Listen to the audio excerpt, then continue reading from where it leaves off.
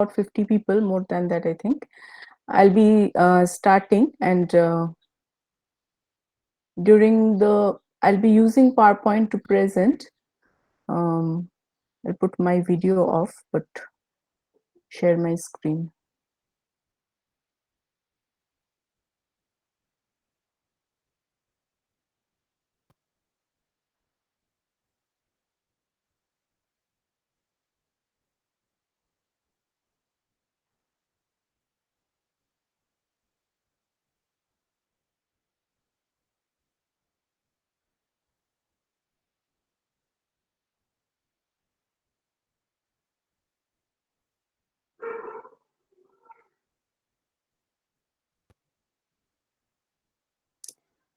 Right, so is the presentation visible? Can everybody see it?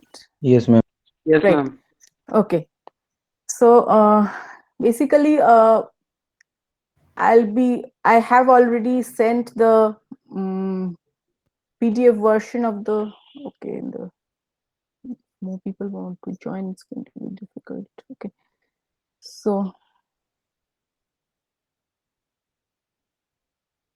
I've already sent the PDF uh, to your mail, which I normally do towards the middle of the course. But anyway, again, since this is the new normal, that is perhaps what we have to live with. What we are going to do today is, or rather start, is linear control system. Now I'll sort of change my mode of teaching, in the sense that usually what I do is I go a bit through the introduction, and then we go to the rest of it. But since this is going to be purely online, and I don't know about how many classes, or till when this is going to continue, so I'll sort of try to shorten things which are obvious, in the sense that there are certain things in your slides you will see that you can just read through it, and basically there isn't need for too much of explanation, whereas other things are there which need to be explained and all. So I'll try to sort of regulate that according to the requirement, right? So as you can see on the first slide, first of all, I am Professor Smita Sadhu. You may have seen me in the department till March at least, but I have not taken any class for you till now, right? Because I do not take second year classes now, and third year is the first time I meet uh, new students. So as you can see over there, compiled and prepared by Professor K. Datta, was an ex professor of this department. Unfortunately, he passed away in about 4 years back. So since then, I've been teaching both the sections. So now, going directly to the topic, you see the syllabus written over here. Of course, it's there in your slides and also in the website, university website. There are most of the things are going to be touched upon as such. Reference books are written over here. These the set of reference books written in this slide are the books which are mentioned in the syllabus given in the website, or at least it used to be. But this is actually the set of reference books that you actually need to follow. So in case you are unable to hear, you can just let me know, and I will accordingly, because I cannot understand whether anybody is unable to hear, or whether I'm audible and all that. So you just, sort of speak up. Okay. So now the reference books, as you can see over there, the first one is Sushil Dasgupta's book on control system theory, which has quite a few, good modules or chapters on the control system components that we are going to study over here in this part, that is part one of the linear control system class. And there are also some worked out problems in Professor Dasgupta's book. So you may refer to the book. Since library are not sort of accessible, you would have to live with soft copies. In case you are unable, Sushil Das Gupta's book, I think, is not available as a soft copy, as far as my knowledge goes, but all the others are. So the next one that you see, Nagarath Gopal, Control Systems Engineering. Yes, yes. Oh, oh, I see. Okay, I think. okay, I think this is the mode that we follow then. The syllabus, as you can see, as I told you already, the syllabus need not really, I mean, it's there in your the slides that I've given to you. And there are 3 books, as you can see over here, which are sort of, I think I'll have to, for latecomers, it's going to be, I have to keep on admitting students. Okay. So, yes. So, can you see the references slide now? Yes, Yes. ma'am. Right. So what I was saying is Professor Dasgupta's book, the first one that is referred to over there, has quite a few things on control system components as well as worked out problems, but it is not available as a soft copy as far as my knowledge goes, unfortunately. And I too do not have a soft copy. I'm referring to soft copies because that is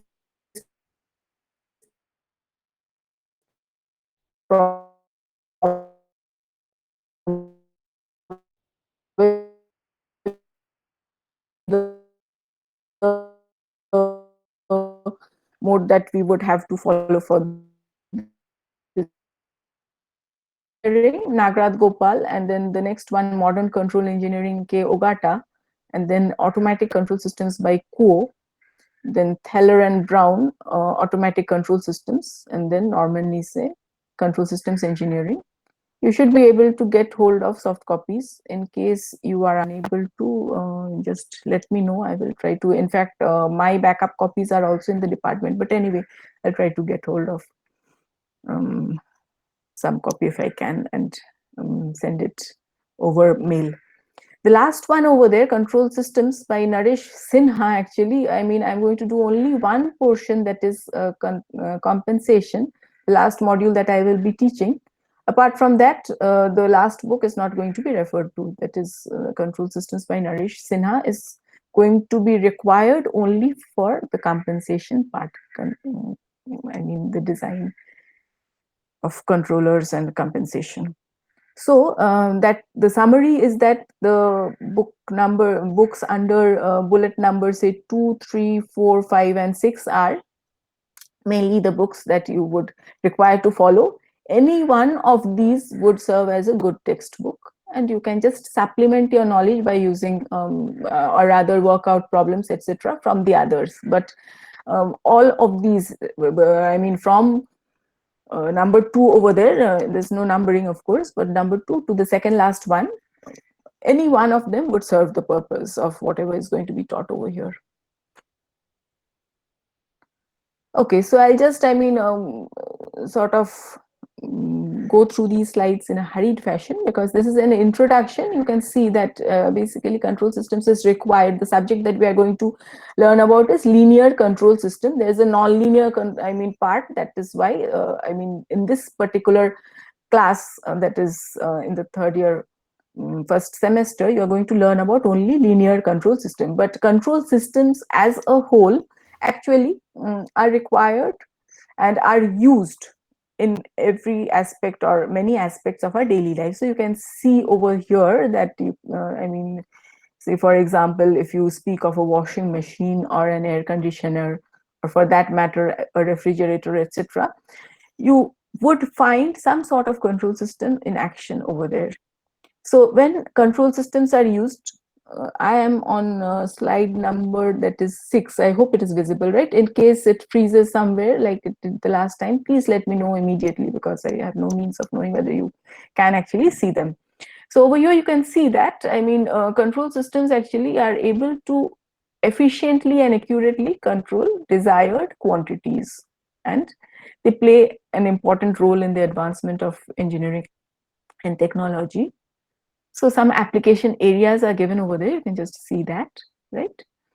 And as you can see on this slide, not only say for example systems like space vehicles, missile guidance, etc., um, you would also find application of control systems in, say for example, biological control, econometrics, and so on. So I mean, theories of control systems, what I mean to say over here is that theories of control systems can be applied to design not only physical systems but also be applied on abstract phenomena to analyze and take actions thereof. So you can see the, Mars exploration rover and all that, artificial satellite navigation. So all these systems have applications of control systems. I'm just going through these in class. Of course, I say a word or two about each of these, but right now I think it is going to be not that interesting because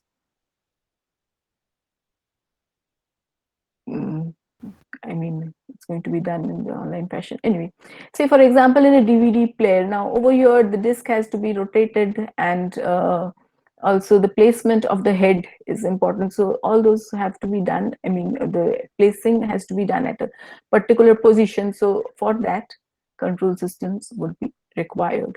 And then in this slide that is showing you the automobiles, you can see that there are numerous control systems in action for controlling each aspect, or many of the aspects of the car individually. Say for example, you would be having engine control, so that would be a specific control system which is going to take care of the engine and take actions. You would find, say for example, windshield and wiper control, so that's going to control only whether the wiper is uh, acting in the proper fashion and requires to be stopped or started and all that. And you would find that over here, I'm not reading through each of these, obviously you can see that there are so many control systems which are in action in a single system, that is an automobile, single automobile that you can see. So say for example, if you want to steer the car and or you want to increase the speed, decrease the speed, each of those would be having its individual control systems, which may be independent or which may be interacting with one another, meaning interdependent control systems, right? So right now I'm going to go to the next one, which is a brief history of control systems engineering. No use reading through it.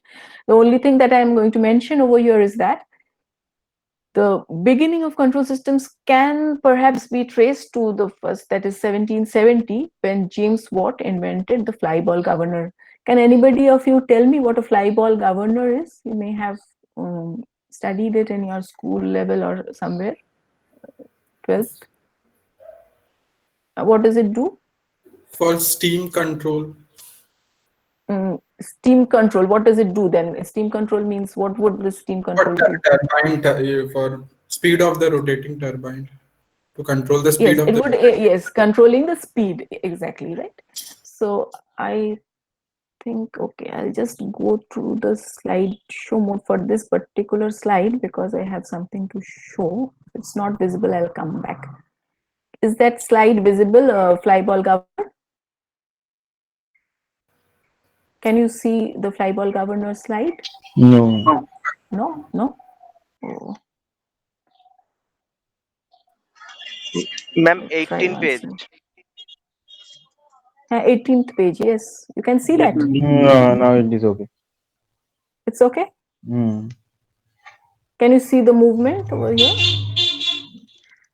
It's moving. No, ma'am.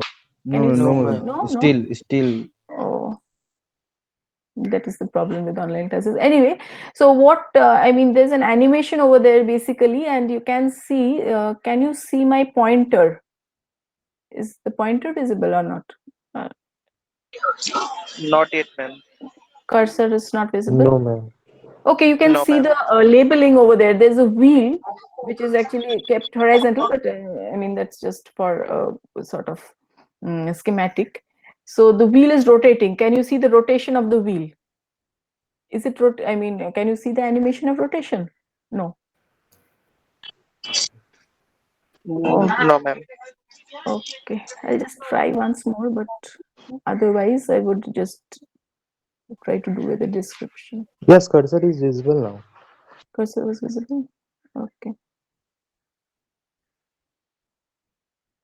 Is the animation visible? No. Is the slide number 18 visible, first of all? Yes, ma'am. Yes, ma'am. Slide is Can you visible. see the animation? It's rotating. No. No, No, no. ma'am. Okay. Still picture. So I'll okay.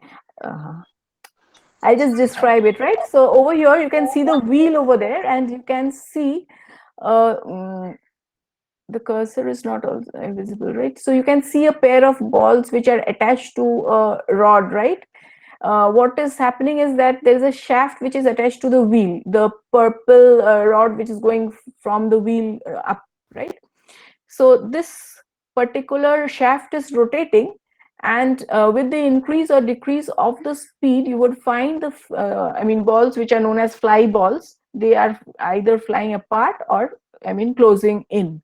So depending on that, what would happen is that the connecting connecting rod, meaning the one that you see horizontally on top, right? The purple one, which is going from the left to the right to the pink, rod that you can see over there. This one is acting such that it can pull up the pink rod up or down, according to which what will happen is that the valve which regulates the fuel, you can see the label over there, the valve is going to open or close. So what will happen is that if the shaft of the wheel, the one in the left, that is the shaft of the wheel, is rotating fast, what would happen to the fly balls? Would they fly apart or close in if the speed is Fly increased? apart, fly up. Fly apart, right? So it is going, the pair of balls is going to fly apart. When it flies apart, what will happen is that the coupling over there, mechanical coupling that you see by those rods, are going to act such that the valve is going to close, right? So closing in would mean that the fuel flow is decreased, and fuel flow decreased means that the speed is now going to decrease. Of course, there are lots of things which are happening in between, but nevertheless there is a sort of mapping. So if you see that the valve is closing in, that would indicate that the speed of the car is decreased, and hence the wheels are going to rotate slower. So what is happening, if the wheels are rotating slower, then now the fly balls would close in, and once the fly balls close in, then accordingly the coupling again would take care of the fact that the valve would open and allow more fuel. So more fuel means that the wheels would rotate faster. So that means that when the car is slowing down, action is being taken automatically such that it, the speed is increased, and vice versa. If the speed of the car is decreased, then action is being taken such that the speed increases. So what would happen over there is it would be possible to keep the speed of the car within a particular range or around a particular preset value by using this system, which is a fine example of an automatic control system. So over here you find that even without manual intervention, what would happen is that automatically the speed of the car would be kept around a particular value, and hence it would be automatically controlled. So that is why this example of a fly ball governor is the earliest known example of what we call feedback control system. Why a feedback control system? Because once the speed increases, automatically the coupling etc takes care of the fact that it should not increase, it should be kept around the prior value, and vice versa. So it is as if a knowledge about the speed is being fed back such that action is being taken, and accordingly if the speed increases, then action is being taken to decrease it, and if it decreases, action is being taken to increase it, right? So that is why it is an example of a feedback control system, and perhaps the earliest known example. Right, so I go back to my history slide over there, just going through the others as such. You would find that then after the fly ball governor, Maxwell's equations, Maxwell did the study and sort of mathematically tried to describe the control system by using differential equations, as you can see over there. And then the world wars came in, when basically control systems were used for the automatic steering of ships as well as for positioning of guns on the shipboards. So what would happen is that if, say for example, there was an enemy ship and that need to be tracked, then tracked meaning the position of the guns should be pointing, should be such that the guns should be pointing towards that enemy ship, and the enemy ship, if it is moving across the sky, the positioning of the guns would automatically have to change according to the position of the target, that is the enemy ship. So for that, automatic control systems were used. And then in 1934, you would find that some general theory was developed by Hazen for servo mechanism. Now, servo mechanism is a system in which basically position, velocity, or acceleration of a particular, is controlled. So I'll just again try to see whether you can. I have another slide over there. Is that slide visible? Slide number 20. What is a servo mechanism? No. ma'am. Tell me when it is visible. Maybe it's taking some time to go.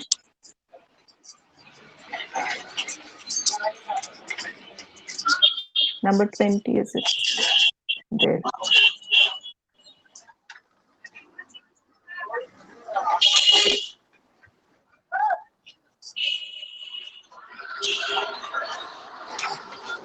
Ashwin. Let's try once again. No. Yes, ma'am. Yes.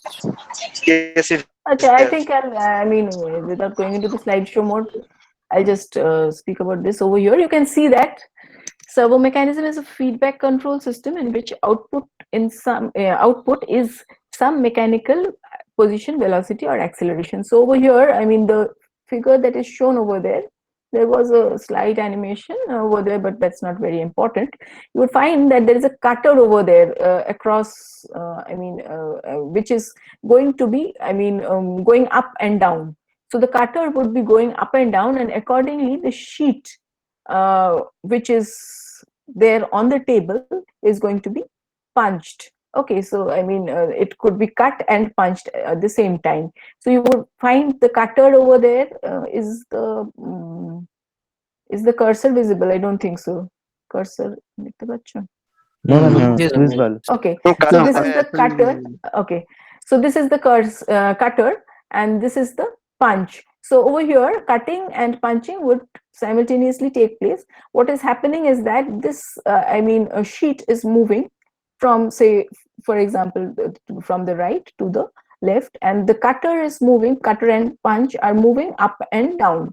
So it is going to move up and then move down at a particular position, which is going to be the position where the sheet is going to be cut. So depending on the length of these, the length of the sheets that you want to cut, you would be positioning the cutter accordingly, and similarly for the punch. So anyway, this is just a trivial example of a servo mechanism. Servo mechanism, why? Because it is either position or velocity or acceleration which is of interest, and we try to take care of the in this particular case, the position and velocity of the sheet and the cutter. So now you can see the rest of it. So 1940s, basically, modern control, mathematical and analytical methods were developed. And then with the advent of 1950s, with the advent of computers, sophisticated control systems came in. So I think that would be about the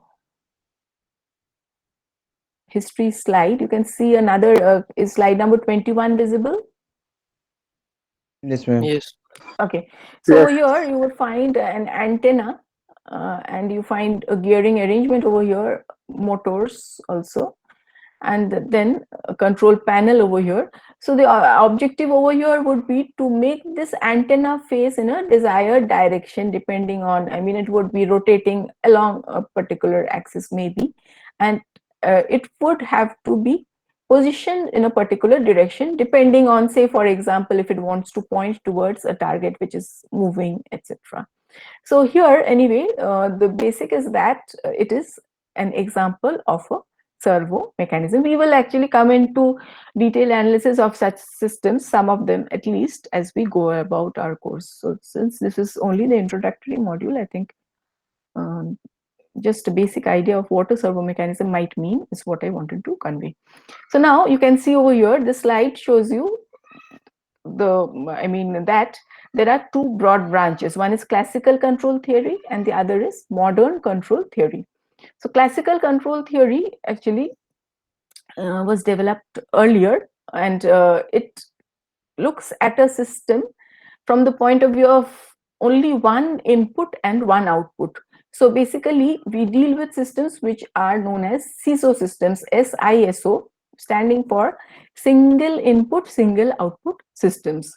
So when we deal with a system from the point of view of the system having only a single input and a single output, the branch of control theory is known as classical control theory.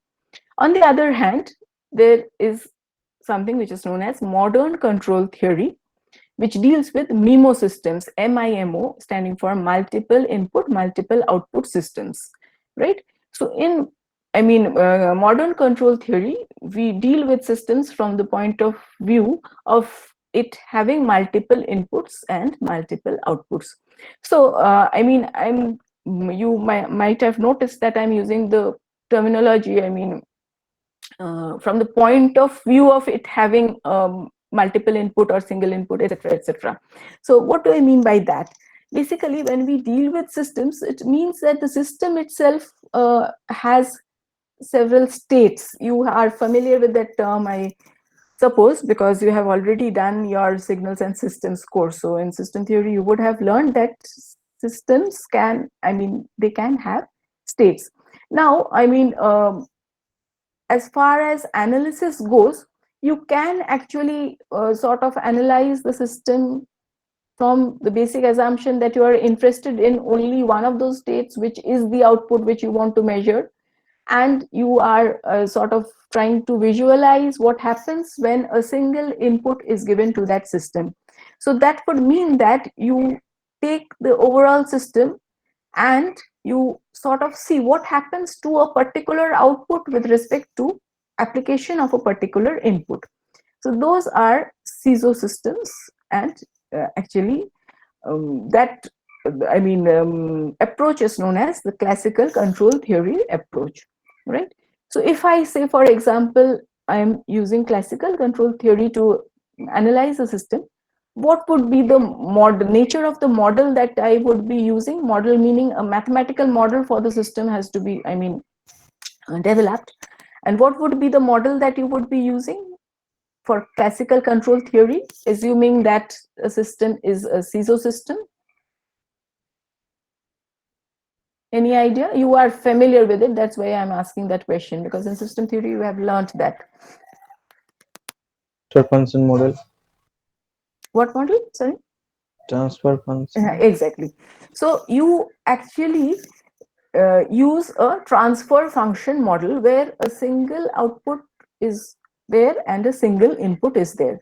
So essentially, in classical control theory, we model systems by using transfer functions or similar things, where there would be a single output and a single input. On the other hand, if you are dealing with the same system, but you are modeling it with respect to several outputs as well as several inputs, what would be the models that you could be using?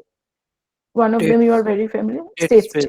Very good. State space. Yes, yes. So you would be using the state space approach, right? Of course, differential equations can be used and all that.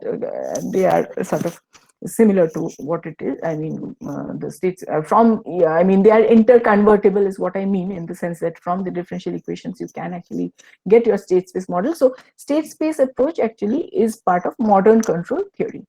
As far as this particular course is concerned, meaning linear control systems that I will be teaching, and the notes of which you have already got, we would be dealing with classical control theory only. Now, I have not mentioned so far, basically in this particular course that we are about to start, we have just started, there are two parts, part 1 and part 2. I am going to deal with only part 1, which would take care of some system components as well as some basic approaches to analyze as well as design compensators, controllers for systems. So those are, and of course, you would also see there are some other things, that is, there are error analysis module is there and all that. So this portion would be dealing with mainly the part one, not only the, I mean, it would be dealing, not mainly, but it would be dealing with the part one, which has certain components as well as some theoretical things. And most of the things that we are going to study under this part, that is part one, would be the approach that is going to be adopted is classical control theory. Now, some more examples of examples of control systems you find over there, traffic control systems, and then you can read through all those, of which I would just want to point to one of those, which is the traffic control system. The traffic control system is an example of a control system, but it is what we call a sequential control system, meaning that if you visualize a traffic and the traffic lights at a junction, say for example the one which is drawn over here on slide number 24, for example, you would find that there is a sequence of operations which is followed. Say for example, the light at each intersection turns red and yellow and green sequentially, and the changing of the lights depends on, I mean, many factors, one of which would be, say for example, I mean, which if say for example it is an automatic traffic control system, what would happen is that there could be two approaches. One is that it sequentially keeps on changing depending on the time, I mean, which has elapsed. So I mean, say for example 20 seconds it's going to remain red, and then 5 seconds it's going to go yellow, and then 1 minute or so it's going to go green, and then again that repeats. That could be one way. The other could be that the automation could be done on the basis of, say for example, the traffic flow, and it has a sensor which is going to sense the amount of or the volume of traffic, and accordingly the changing is going to be done. So in either of those cases, I mean, the system would be what we call a sequential control system. The other approach, broad approach, which is the opposite of sequential control systems, is modulating control systems, which is what we are going to study over here for most part of this semester for this particular course. So sequential systems you already have, I think in this year, is it, or was it in the second year, second sem, you had your PLCs and all those things you already had, I think, or you have in this semester. So those would be, I could not hear. Anyway, so sequential systems are not going to be in the purview of this particular course. We would be dealing mainly with what modulating, I mean, what is known as modulating control systems. So anyway, going back to the previous slide, you find the second one over there, driving system of an automobile, autopilot system which steers rocket vehicle in response to a radioed command, chemical process, economic inflation dynamics, etc., would all be the, I mean, second point onwards would all be examples of modulating control systems. So over here, there are, I mean, also things that I would have to point out, in the sense that the last one over there, say for example, the economic inflation dynamics is not a physical system, it is an abstract system to which control system theory and I mean analysis methods, etc., can be applied, but it itself is still a control system. You could be using theories of control systems to analyze economic inflation dynamics. The others over there, that is 2, 3, and 4 over there, it's not numbered, but anyway, they are, of course, I mean, physical systems, either complicated processes or standalone systems, as the case may be. So right now I go to just a very simple example of a control system, which you can see on this slide number 26. I'm calling out the slide numbers because in case you are unable to see the slide, please immediately point out and let me know. I will just stop and try out something. So over here on this slide number 26, you find that there is a driving system of an automobile. And this is, of course, a very sort of simplistic diagram, a block diagram, which is showing you the driving system of an automobile.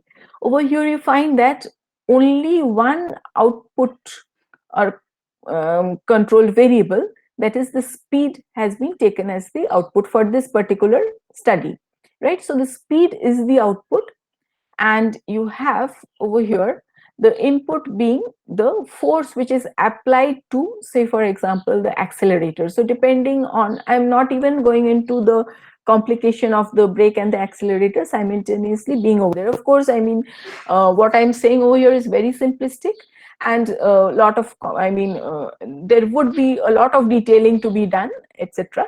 But right now, let us say that you have the accelerator, and the force on the accelerator is going to increase or decrease your speed. So this is the block diagram which is drawn with respect to that. So you find the first block over there, that is the accelerator pedal, and via the linkages carburetor, it is going to send command to the engine and the vehicle, hence the vehicle rather, and accordingly the speed is going to be governed, meaning the speed is going to increase or decrease. So over here, if say for example the input is increased, meaning the force on the accelerator is increased, the speed is going to increase, right? And if the force on the accelerator, that's the input command, is decreased, the speed is going to decrease. So it is sort of a simplistic sort of way to put for, how the speed can be varied.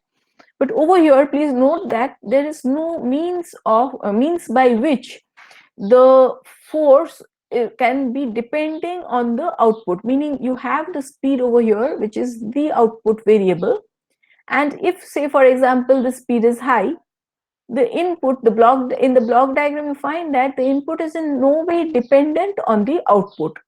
So this is what is known as an open loop control system, right? So in an open loop control system, what happens? The input has no means of knowing what the output is, so that the input is independently changed, and accordingly you get some change at the output side, right? Now, what would be the consequence if such a thing occurs? Naturally, if there is no means of knowing whether the speed is high or low, then the input is going, you will not, anybody, the person who is driving the car will not be able to change the input command depending on what the output is, because you find that in this block diagram the representation shows that the output cannot be known by the input. So naturally what would happen is that there would be accidents. So there's a sort of trivial, yes. So you find that over here Dennis is showing that the cycle is going to bump in if you do not know where you are heading to or how much the speed is for that matter.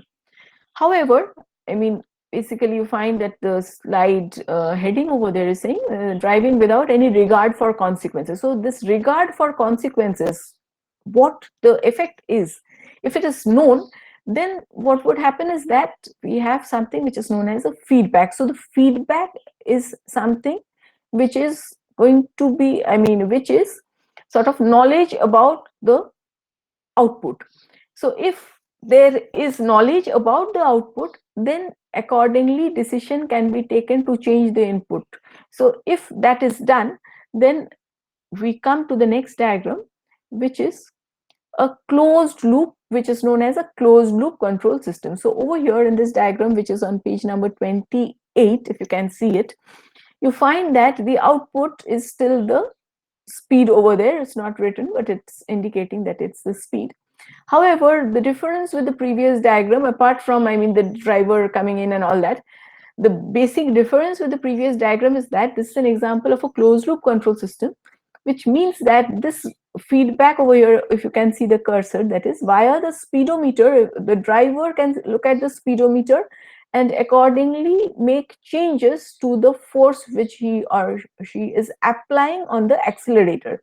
So in this particular case, you have what is known as a closed loop control system, and the loop is being completed by the driver, the visual link. Actually, there is no as far as this particular representation is concerned, you can see there is a visual link via the driver. The driver is going to look at the speedometer, and his brain is going to take accordingly going to take action by which the speed is going to be decreased or increased. So say for example, if the output over here is the speed is high, what would happen? The driver would immediately be able to see that it is high, and then would be able to change or decrease the speed and the pressure or the force that he is applying on the accelerator, and vice versa. So this is an example, a very simplistic example for that matter, of the driving system of an automobile in the closed loop, and it is an example of what we call a feedback control system. So this path from the output, I hope the cursor is visible, from the output via the speedometer to the block which has the driver's eye and brain, this link is known as the feedback. So feedback is an essential part of a closed loop control system, because it is the feedback which gives or provides knowledge regarding what the output is, and accordingly the input can be changed, or control action can be taken by which a desired objective can be met.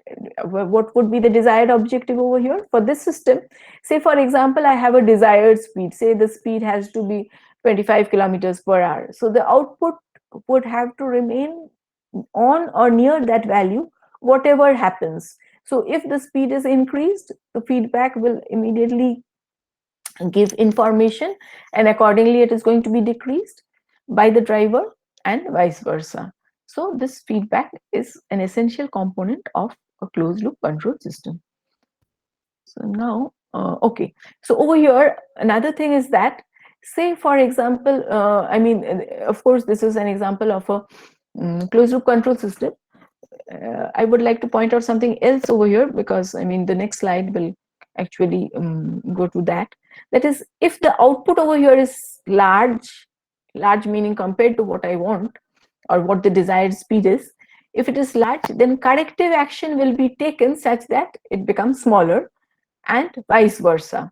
So what would happen is that this is what we call a negative feedback control system, meaning that if I draw it properly, this is not with proper nomenclature, just a representative sort of diagram which is showing you the closed loop control system. If it is properly drawn, you would see that there would be a negative sign, meaning a corrective action would be taking place, which would increase the speed if it is lesser and decrease the speed if it is higher. So this is an example of a closed loop control system, and for that matter a negative feedback system. No, we are able to see the 28th slide only. We are not able to see the 29th one. The 29th I have not shown yet. I'll be showing. This is 28th only. 29th I'll be going to. Okay, so over here what I wanted to say is that if I would have put in the proper sort of block representation, I would have to put a negative sign somewhere. We'll come to the details of closed loop control system. Over there you would be finding how it is represented. Right now I'm still on 28. Now going to 29 over here. This can you see slide number 29?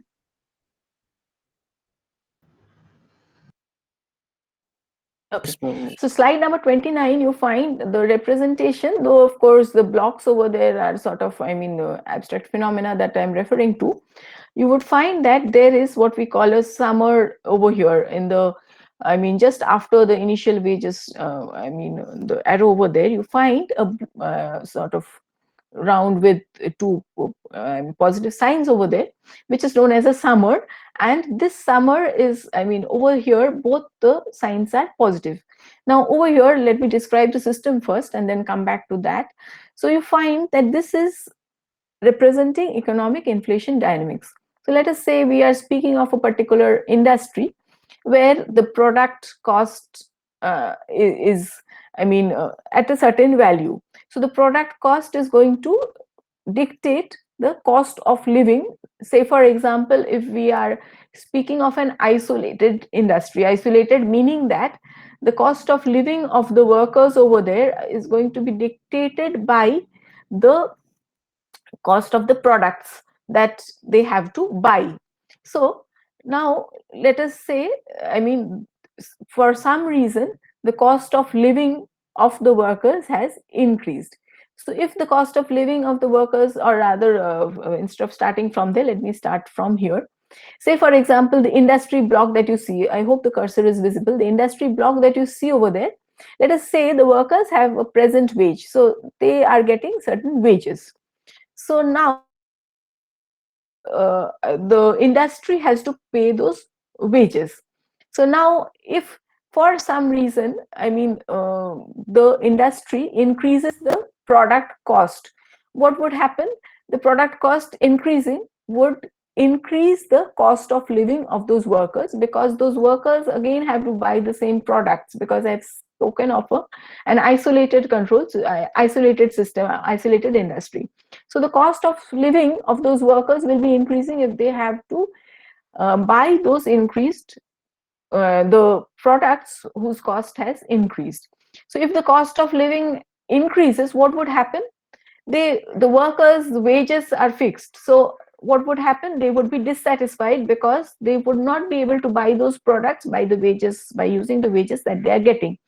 So there is a dissatisfaction factor, let us call it, denoted by some D, and the workers would demand a wage increment. So now let us say we started with some initial wages, which was the present wage earlier. Now a wage increment is demanded by the workers because of their dissatisfaction. So what would happen? The management would have to take some sort of decision if they want to, I mean, sort of maintain status quo, or rather, I mean, not lose the workers, etc. So what would they do? They have no option but to increase the wages. So what would happen? The present wages would now become a summation of the initial wages that we started off with and the wage increment that is given. So the present wages increases. Now if the present wages increase, what will happen? The industry has to pay those present wages from its own resources. So where will it get the increased wages that it has to pay? It would have to increase its product cost. So if it increases the product cost, what would happen? The cost of living would still further increase, giving rise to more dissatisfaction, and then the workers would demand more wage increment. So now if more wage increment is demanded, again, if the management agrees to that, the initial wages plus the increment would give rise to the present wages, which would still further increase. So here we find that this system over here is what we call an example of a positive feedback control system.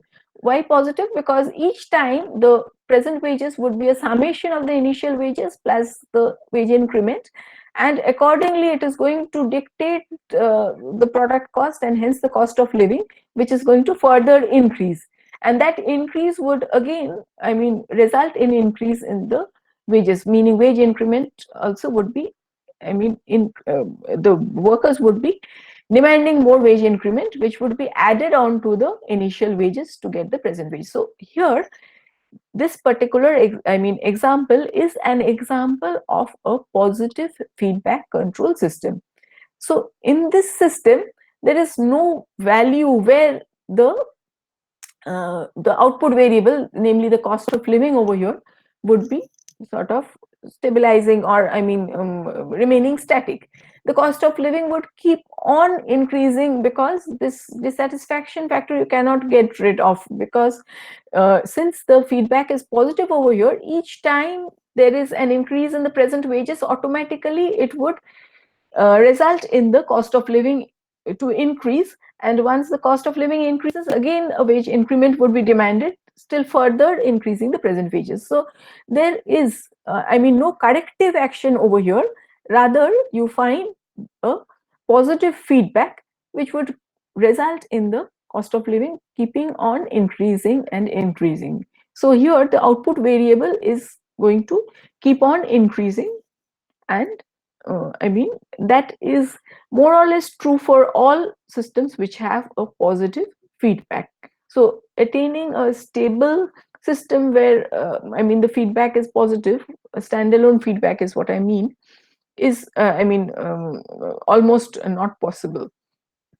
So, I mean, if you recollect what we had in the previous slide, driving system of an automobile, over there, corrective action was being taken, namely negative feedback was being applied.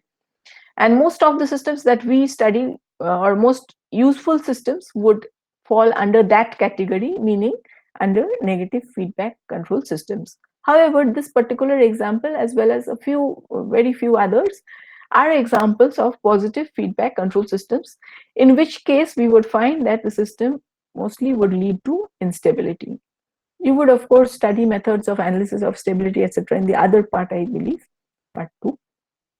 So you would be able to appreciate that much more as you go along. So right now, we would be going to recap of what you have already, you are already aware, this concept of a system. You have done these in your signals and systems course. So a system is, you can see the definition over there. It's taken from books and sort of self-explicatory, and also, I mean, you have studied about that in your previous course, so I'll just sort of run through most of it. A system is a coordinated unit of elements performing a specific function. So what we mean by that, so what is important over there is that we need to isolate the system from its surroundings. So when we speak of the system, we would have to keep in mind that, okay, these things constitute my system. This is the input, or inputs, or and these are my output or outputs. So basically, a system would be a coordinated unit of elements performing a specific function. It produces an output, as I told you earlier. We are ma'am अनेकবার बोलবেন হ্যাঁ ma'am ওই coordinated ওইটা একবার বলবেন say, for example, you may have a single unit which is your system. Okay, so there is an output, there is an input, and a single unit which is performing a specific function, and you say that that is your system. On the other hand, there may also be a set of elements which are together achieving a particular purpose. Say, for example, an automobile or an air conditioning system. It is, you can consider the overall system, air conditioner as your system. So over there, the input would be, say, for example, you set your temperature at a particular value, and the output would be what you achieve, meaning the temperature of the room may be the output variable that you are trying to keep at a particular value. So over there, the overall unit of elements, meaning whatever goes inside the air conditioner, together would be acting as a system. On the other hand, you may also have a very simplistic sort of system where, say, for example, you have a mass spring dashpot system. Over there also I've spoken of 3 elements, but okay, a single mass where you are applying a force and it is accelerating, right? So over there, that also can be considered as a system, provided, you have a coordinated unit of elements together, acting together. It may be a single element, of course, or it may be some elements together, acting together, which are achieving a particular function, performing a specific function. So that is the requirement, right? Is that clear? So a system may be either a single unit or a set of elements which are acting as a single unit because they are acting as a coordinated unit, right? So together they would be acting as they would be known as a system. Okay. Okay, ma'am. So it produces an output corresponding to a given input according to some rule. So let us, there are, several physical aspects, or rather, let me reframe what I said. A system may be, having several the physical nature of a system may be different. Say, for example, we may have an electrical system. So electrical system, let us say we have an RLC circuit. So by itself, it would be acting as an electrical system. Let us say we have a mechanical system. So mechanical system may be a mass spring dashpot system. Of course, I'm speaking about very simplistic systems because that they would be easier to visualize. In most cases, the systems that we end up developing for a specific purpose would be taking many of these together. So physically, they may have electrical components as well as mechanical components, etc. But by themselves, the physical system may be either electrical in nature or mechanical in nature, or hydraulic, pneumatic. The comma over there is missing. Hydraulic is correct, comma correct. Chemical, analog, digital, etc., or any other elements, devices, or processes, and or interacting combination thereof may be regarded as a system. So interacting combination thereof means that you may have an electromechanical system, or you may have a chemical process where again you have some electrical components and so on. So basically, physical nature of the system may be several, I mean, may be different. There may be the etc. is there, so there could be many other physical natures which could be included over there. What is a pneumatic system, by the way? All of these other terms you are familiar with. Pneumatic also, I would expect you to be familiar with. What is a pneumatic system? Ma'am, Or what is air pneumatic? damping or Ah. air damping. Right. So air pressure is what we are interested in. Air, or rather, to be more sort of, yeah, you can sort of general, you could say fluid pressure or fluid, I mean, fluids would be involved over there. It may be air, it may be some liquid, and so on. So pneumatic or hydraulic. Hydraulic, of course, essentially again with fluids. Pneumatic is more of air. Yes, you are correct. So over there, the physical nature of systems may be different. Also, the last point over there, a system is not limited to physical ones, meaning you may have a system which is abstract in nature. So the economic system that I just described on the previous slide, or the previous slide, was an example of an abstract dynamic phenomena. Over there, there is no, I mean, you cannot sort of say that there is a physical component or a set of components which are acting as the system. Rather, I am sort of doing a study based on assumption of the several units which are connected together, but they are abstract in nature. So the concept of a system can be applied to not only physical systems, but also abstract dynamic phenomena and control. I mean, all the theories, or I mean, whatever you study under control systems and the methods of analysis, etc., can be applied to abstract dynamic phenomena as well, provided they are modeled properly as systems. So physical systems as well as abstract systems are, I mean, possible.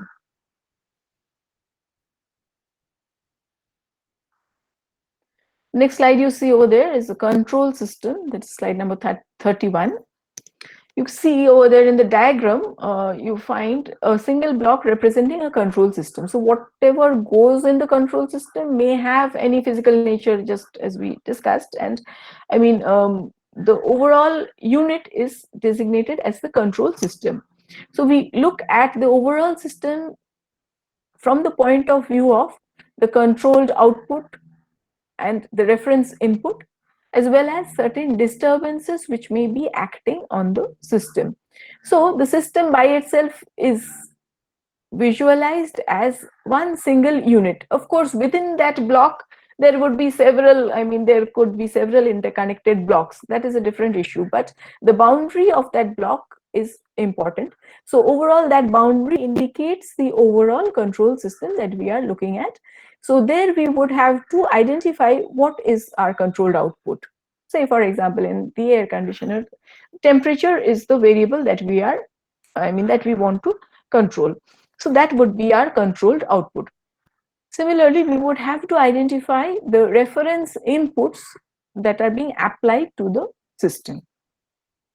Now, you also find that there is a third arrow over there which is going into the system and is denoted as or designated as disturbances.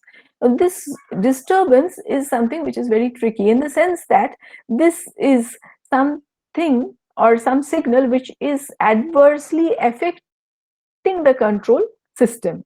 But nevertheless, if I mean the disturbance is a signal which is affecting the system, what will happen? The output will still be dependent on not only the reference inputs but also the disturbances. So what I mean to say is that the control system by itself has no means of knowing whether an input which is being applied to it is a reference input or it's a disturbance, right? So for the control system, both the reference input as well as the disturbance would be would be similar to a signal which is affecting the system, and hence it would be taking the control system itself would be taking both of these as inputs, and accordingly the output would be affected according to the input. So when I speak of input now, I not only refer to the disturbance input, not only refer to the reference input. The disturbance is also an input which is affecting the system. So what is important, what is rather the difference between the disturbance and the reference input? When I speak of a disturbance, the disturbance essentially adversely affects the control variable or controlled output. So that is how I can say that, okay, that is a disturbance, whereas this is the reference input. From the point of view of the system by itself does not have any means of knowing. I'm repeating it, I know, but that is very important. So, what would be a disturbance to some could be the reference input for another, etc. It is the point of view, or rather, it is the controlled variable or controlled output in which you are interested, and whether it is being adversely affected or not, which you have to look at, and hence, sort of identify your disturbances and see that they are different from the reference input.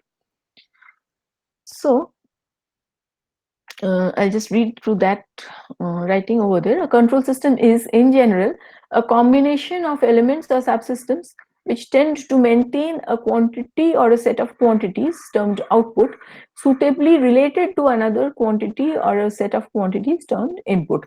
So basically over here, this control system block is a block, the boundary of which is defined, and the output should be varying in a particular fashion dependent on the input to that system. So that is a control system. Now, this is what I just stated, but written in a structured fashion. Slide number 32. The reference input is essentially a signal or a set of signals in some form which acts upon a system in such a way that the response at the output takes place in a desired manner, right? And disturbance is a signal which tends to adversely affect the value of the output of a system. So basically, both the reference input as well as a disturbance affect the system. They have some effect on the response or the system output. However, if the output varies in a desired fashion, we say that such an input is a reference input. And on the other hand, if the output varies in an undesired fashion, that is, the input has adversely affected the output, then such an input is termed as a disturbance, right? Now, as far as disturbances are concerned, there are two broad categories under which disturbances are categorized, namely external disturbance and internal disturbance. So as far as external disturbances are concerned, these are signals which are external to the system and adversely affect the system response. On the other hand, internal disturbances are variations in the system parameters themselves, such that again there is an effect on the output. I'll sort of say that again, in the sense that as far as internal disturbances are concerned, say for example, you have an RLC circuit, a very, very simple system, electrical system for that matter, and somehow the resistance has slightly changed. So now what will happen? The output, obviously, if you were applying a particular input voltage, say for example, and you were looking at what is happening to the output voltage or current or whatever you are interested in, whatever you define as your reference, as your response or output variable, if you are looking at that, the change in the resistance will bring about a change in the response. However, the change which has been brought about is because of an internal variation in the parameters of the system. So that term is important. Variation in the parameters of the system itself lead to what we call internal disturbances, and it adversely affects the system. On the other hand, external signals which are applied to the system, either sort of applied by somebody or which affect the system, are termed to be external disturbances. They also adversely affect the system. So let us say, for example, I'll give you an example of an external disturbance. Let us say that we are looking at an aircraft which is flying. If there is a strong gust of wind which is, or a storm which is blowing, what would happen naturally? That would try to make excuse me, make the aircraft deviate from its desired trajectory. So that would be an external disturbance which is affecting the system, right? So there are several examples. So we would be going through some of these at least as we go through the course. Excuse me.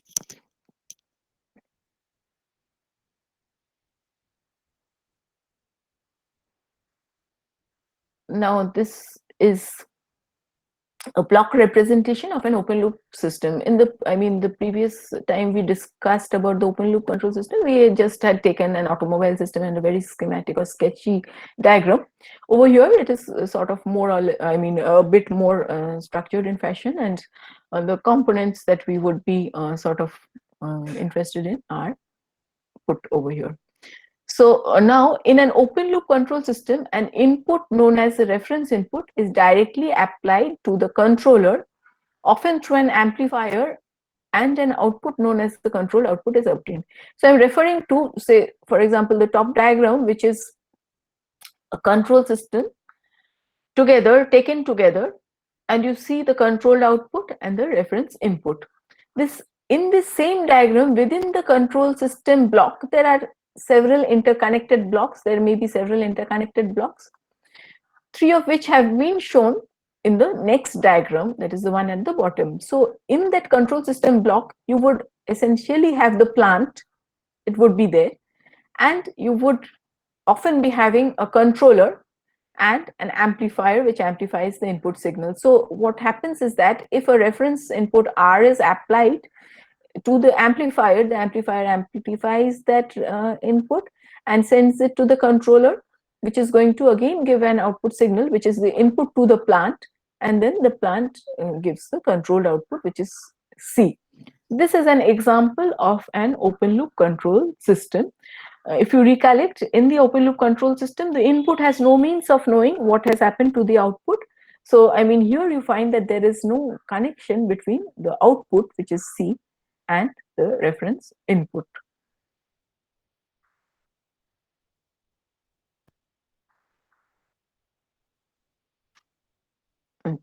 Next, I go to the slide number 34.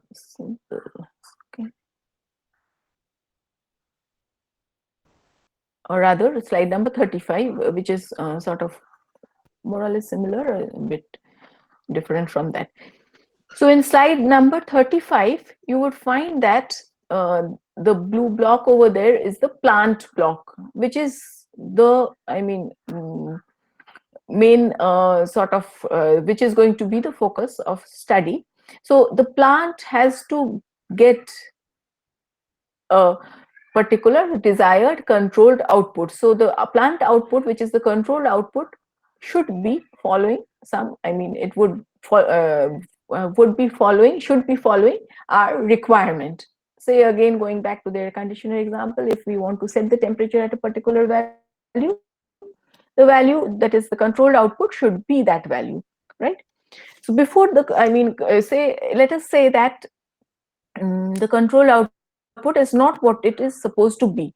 So here in this particular block diagram representation, you find a path over here, which is, I hope the cursor is visible. This is the feedback element or feedback path element denoted by the notation K suffix F for the feedback. And it sends the signal to what we know as what we call the summer. So the summer is the round over here, and the summer inputs are, one, the reference input, and two, the feedback signal. You would or should note the negative sign which is put over there, that is the feedback. It is an example of a negative feedback control system. Now, if we go to the summer output, the summer output is, say, if we call it the actuating signal, error, I'll tell you the difference. There is a subtle difference between the two terms, error or actuating signal. Let us, for the timing, call it an actuating signal. I'll also tell you why it is called an actuating signal in a moment. But anyway, let us say that this actuating signal is denoted by the notation epsilon. So epsilon will be the reference input R minus KFC, where KF is the feedback element gain and C is the controlled output. So C going via KF is going to give a signal KFC over here. So epsilon is equal to R minus KFC. So this signal is going to the controller or the control, or rather the control elements. Now the control elements, which also need to be designed, are giving an output which is the input to the plant element, and then the plant output is varying according to the input to the plant, which is again the control input. So now over here, let me give an overview first and then again go into the detailing. So here, first of all, we find from, I hope the cursor is visible. If it's not, please let me know. You find that starting from the control element to the plant, we find that the, it is denoted, the overall thing is denoted as the forward path elements. So over here, two explicit elements have been shown. The plant and the control elements have together constituted the forward path elements over here. Also, we have the feedback path element, which are in this path over here. So this yellow block over here denotes the feedback path element. The feedback path element is denoted by the notation KF. Now over here, this KF may be a simple gain, or it may have dynamics, in which case it is going to be a transfer function. So we have not, till so far, we have not actually gone into what goes into which block, in the sense that the plant itself will be having its transfer function, etc., etc. Those we have not, we've omitted so far. From our discussion, we have to go to it at some point or the other. But since KF is the notation that is used over here, just to make you know that this is not essentially a simple gain, it may have dynamics or it may be a simple gain. So anyway, this yellow block is known as the feedback path element or feedback element. Now this is the summer over here. Now the summer as well as the control elements together are encased within this red dotted line, which is, you can see the pointer over there, saying that it is the controller. So the controller constitutes of the control elements as well as the summer taken together. So if I would put the controller over here, then naturally this block would have the inputs as the reference input and the feedback signal from this. And the controller is encased within the red dotted block. So now the controller output is the input to the plant, and depending on what my control output should be, or the response as it is called is supposed to be, I would have to design my control elements such that the control output is according to how I want it to be. So this is basically a structure. Yes, is হ্যাঁ, একটা question ছিল ma'am. Ma'am বলছি যে ওই controlled output যেটা মানে C, যেটা আমরা তো ডিরেক্টলি ওটা আর এর সাথে কম্পেয়ার করতে পারতাম, কারণ আমরা কেএফ মানে একটা গেইনের সাথে কেন ওটাকে মাল্টিপ্লাই করছি? That is very interesting, and that is the crux of control systems as such. If we would have actually been able to take this itself and then compare, naturally nothing like it. The thing is that the problem is that, say for example, my reference input is some voltage, right? So I am putting a voltage over here, and say for example my controlled output is the temperature. Okay, so now how do you compare between a voltage and a temperature? You naturally would, isn't it? You cannot compare between the two.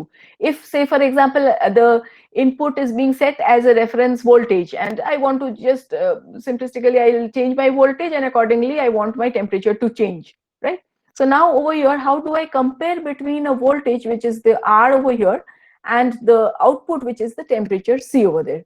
So there lies the, you have to have a conversion from the temperature Same to the type voltage in order to same টাইপের same signal হতে টাইপের হবে, জিনিস নাহলে করানো, আচ্ছা হ্যাঁ, আচ্ছা না আচ্ছা, হলে হ্যাঁ তোমাদের হ্যাঁ, ইউ ক্যানট কম্পেয়ার। কম্পারিজন হবে না, হ্যাঁ হ্যাঁ, হ্যাঁ হ্যাঁ, ওকে ম্যাম, not ঠিক আছে only ma'am, same thank you. type, same type শুধু নয়, there are other things as well, same type as well as you would be doing that I think in the second semester process instrumentation and control it, same type শুধু নয়, same type as well as same range, I mean O lots হ্যাঁ, of conversions are important. ধরো তোমার ভোল্টেজটা set করা আছে in voltage, and you have somehow I mean converted your temperature to a millivolt range, you will not be able to compare between the two. Again, you would have to put in some factor over there which is going to take care of the range, and then the comparison can be done. So several things have to be taken care of, and so the dynamics comes in over here. You will not be directly able to compare between these two, just subtract it, so as to say, but I mean put in the kf over there, which would take care of whatever dynamics is supposed to be there. So now, another thing I would want to point out, which I just mentioned but did not elaborate on, is that the block over here that I'm pointing to is not a block actually, the writing is error or actuating signal. Now, I mean it is called an actuating signal because it gives the input to the controller, or rather the controller, no? The control elements and the plant itself. Now, the plant by itself, say for example, if you are looking at some sort of system where chemical system, okay, so you want to bring about a change over there. So say for example, you want to change the amount of fluid which is flowing in a particular pipe such that change in temperature is brought about, say a thermal exchanger or something like that. Okay, so now over there, what would you have to do? You would have to regulate the opening and closing of the valves. So how would the valves be opened or closed? Naturally, you would have to have some actuating elements which are going to take care of the opening or closing. Namely, say for example, you could be having a motor which is doing that, or somebody is manually doing that even then. So that, I mean, the action that has to be taken is taken care of by the actuator. So I mean, this signal over here is the actuating signal which is going to bring about the change in the plant such that the control output is going to vary. So that is why it is called an actuating signal. So no problem over there. Now, the other terminology which is used over there is a bit, I mean, problematic. That's error. Now, the term error over here can only be used if the two signals, namely the input and the output signals, are compatible. So, I mean, compatible means what? Just previous to this, in answer to your question, I said that compatible means they are, I mean, similar in nature. So only if they are compatible, meaning that if the reference input is a temperature and my control output is also a temperature, then I can use the term error over here. So in that case, epsilon will be R minus C. So output minus input, which is designated as the error. So for all in general, I mean, it is better to generalize, which is, I mean, actually what is done over here. In general, that kf will be there if, I mean, the quantities are comparable, namely C and comparable, no? Compatible, that is C and R are of similar type, etc. Then the kf block will have, the kf element will have a value of 1, in which case, now you see epsilon will be R minus C. So if kf is equal to 1, which is the case when C and R are compatible or are similar signals, so as to say, in that case, epsilon will be denoting the error. For all other cases, epsilon would be denoting what we call an actuating signal, and that would be the input to the control elements, which in turn are going to give the input to the plant. So the Samar block over here is also known as the error detector or error sensor. But again, error within quotation marks. When I say error, I essentially sort of generalize and mean the difference between the input as well as the KFC, not the C only. That is not the controlled output only in general. If KF is equal to 1, then epsilon equal to R minus C, in which case the signal, that is the output of the error detector, is the error signal only. But in case there is these signals are non-compatible and the KF is non-unity, that is the signal is the output of the error detector is not what we call the error, it is the actuating signal. So that's the general form or general term which is used. So okay, so this is the same figure and certain things written over there, which I've already tried to explain. I'll just read through those. If you have any queries, please feel free to ask. So the corrective signal which drives the control element is derived from some kind of comparison between the input variable and the control variable. This term, some kind of comparison, is, I mean, in reference to not a plain subtraction always, maybe, some kind of comparison between R and C. Thus, in general, when the control element itself drives a plant, control element which itself drives a plant is driven by some functions of a difference or addition of the reference input and a fraction of the controlled output, usually termed as error, the overall system is known as a closed loop system. So what we mean by that is we see over here that the plant is being driven by the output of the control elements, and the input to the control elements over here now is the signal which is known as the actuating signal. Now what about this actuating signal? This actuating signal would essentially be only the reference input if this were an open loop control system, meaning that if the feedback path were not there, then the actuating signal would also have been the reference input, and that would have been the input to the control elements, and that would provide the input to the plant as well. So that would be an open loop system. But in a closed loop control system, a comparison between the reference input as well as the feedback signal over here is what drives the control elements and hence the plant. So the driving force over here is, when I say force, I do not speak of force in the scientific sense, of course. The driving signal over here is attained from a comparison between the reference input and the controlled variable, and that is the actuating signal which is driving the plant.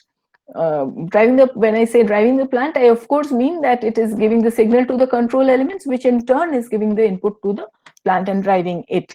So basically this, comparison over here between the input and the output is, what is important in a closed loop control system. So when I say comparison, of course, it could be a difference. It could also be, in special cases, as we stated, in a positive feedback control system, it could be an addition as well. So it may be that this sign is a positive one, and this sign also, the feedback also, is a positive one in the case of positive feedback control systems. In which case the effect is going to be different, whether the control output is controllable or is controlled or not, that those are different issues. But nevertheless, if the sign over here is a positive one, that would be an example of a feedback control system which is positive in nature, but nevertheless that would also qualify as a closed loop control system. So comparison between the input and some derivative of the some sort of comparison between the input and the output is the driving factor or the actuating factor which drives the plant. So that is an essential thing with respect to closed loop control system. This I have already stated. If KF is equal to 1 specifically, we would land up with what we call a unity feedback control system. So if kf is equal to 1, we do not draw the block over here. We actually draw a line. I mean, from here we start with this signal, and then directly, without putting the block over here, we put the signal into the summing block or error detector over here. So basically, that would be an example of a unity feedback system. Somebody may also choose to put the block over there and put the gain of 1 over there. It doesn't make any difference. It's the same thing. So in that case, for a unity feedback control system, however, the epsilon would be equal to r minus c only, because kf is equal to 1. That is a special case. But I mean, in most of our control systems, we would find that the feedback would be unity, or at least if not most, in many of our control systems or the control systems that we study, the feedback would be a unity element. That is, kf is equal to 1. Ma'am, Bolo? ma'am, what is the significance of plant in that flowchart? Which one? Significance That is- of plant. Yes, ma'am. Yes, the plant is the main system which, I mean, from which we want the controlled variable. Okay, so now how you define your plant is a different issue altogether. Depending on what sort of controlled variable you want, you would be having, say, for example, a chemical plant or a refrigerating plant, or I mean, depending on what sort of variable you want to, you could be, say, for example, if I'm speaking of an electrical circuit itself. So the circuit itself is going to be the plant, and then I would be having control elements. So the control elements again could be, I had on that previous slide just mentioned. Now you would probably understand the significance. The control element over here could be, control elements over here could either be some analog components, or it may be a digital one, meaning I could be using a computer to put in some gain values in the as control elements, or I could actually be having some sort of, I mean, I could have another, I mean, electrical circuit or a mechanical sort of assembly of elements which are going to act as my control elements. So you recollect that we had stated that the controller or control elements can be electrical, can be hydraulic, can be pneumatic, can be mechanical, and so on and so forth. So the physical nature is going to be different, but the control elements would be such that, I mean, they would aid the plant to achieve the desired output. So the plant is the main, I mean, unit that we are interested in, and the output of which we are interested in. The controller is going to be put in such that if the plant is unable to attain the objectives, the control elements are going to help it by giving it some sort of desired input, by means of which the, I mean, desired outputs could be achieved. Okay, and as far as the physical nature of both are concerned, I mean, it could be anything in the sense that could be, as we stated, I mean, you could be speaking of a hydraulic system as a plant, and you have the control elements again as, I mean, hydraulic elements and so on. Or you could be having electrical elements as your controller. So physical nature could be different, but since we are, I mean, systems engineers, and in fact, for that matter, we will become control systems engineers by the end of this course. We are interested in only, I mean, after the model of, say, for example, the system or system that I'm speaking of is the plant, or the controller is concerned, we would be, as control systems engineers, we would be interested only in the models of the plant and the control elements. So whether my physical plant is a chemical plant or an electrical plant or a mechanical plant, my model will be, I mean, dependent on only, I'll have the parameter values, etc., etc. It's going to be in the transfer function form. So when I look at that transfer function, I will not be directly able to say whether it came from, what sort of plant it came from. After I do the design, again, it's going to be translated back into the physical components, and then somebody is going to do the job of actually implementing it. But nevertheless, a plant by itself could be having any physical nature, but it is the unit of which we are interested in the output variable, so as to say, or the controlled outputs as it is mentioned over here.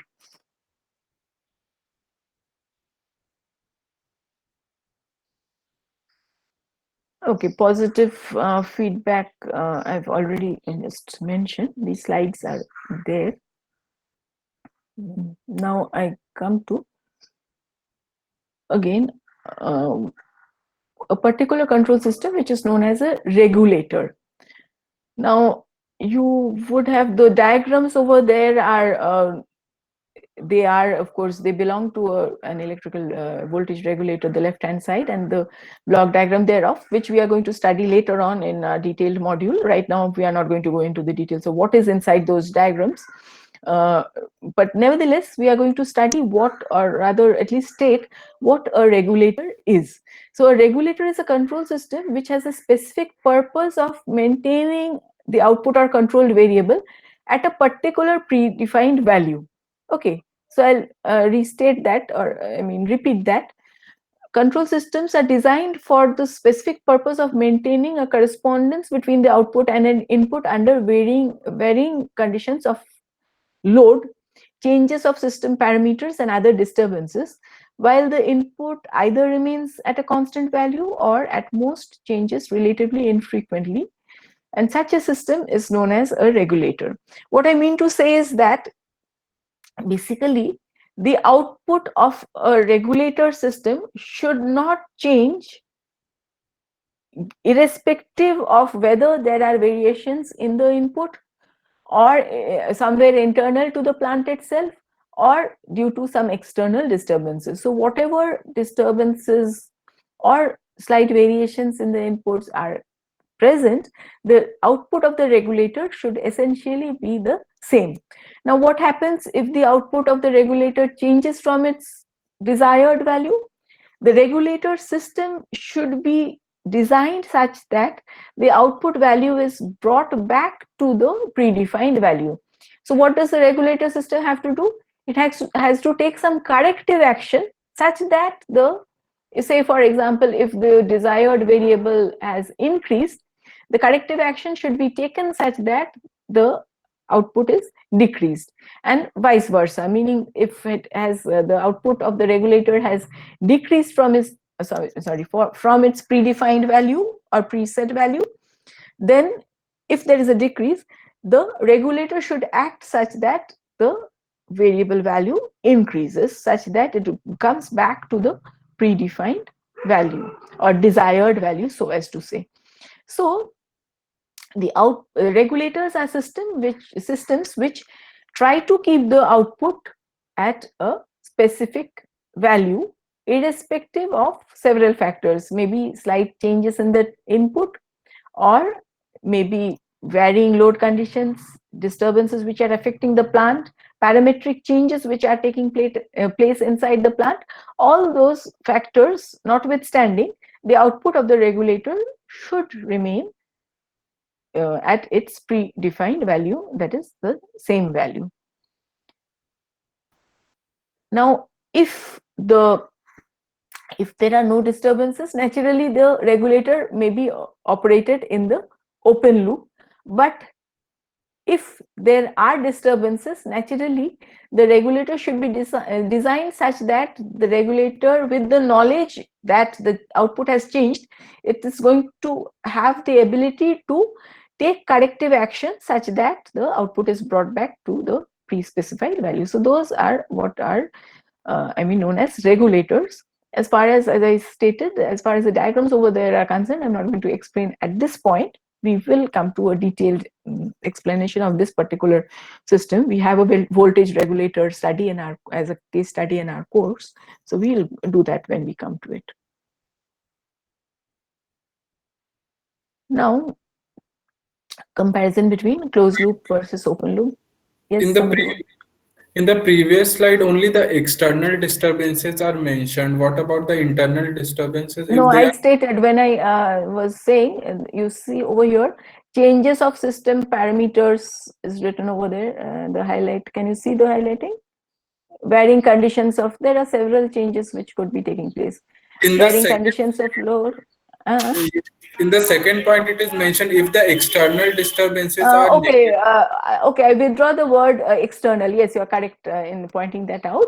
Any disturbances, I mean, if the disturbances are negligible, naturally, I mean, the regulator would be able to take care of it even in the open loop, but that is not possible. That is not the objective of a regulator. So a regulator essentially has to operate in the closed loop. That is the essence of what we want to say in the second slide. Yes, external should not be mentioned. Any disturbance, in fact, is what we mean to say. Okay.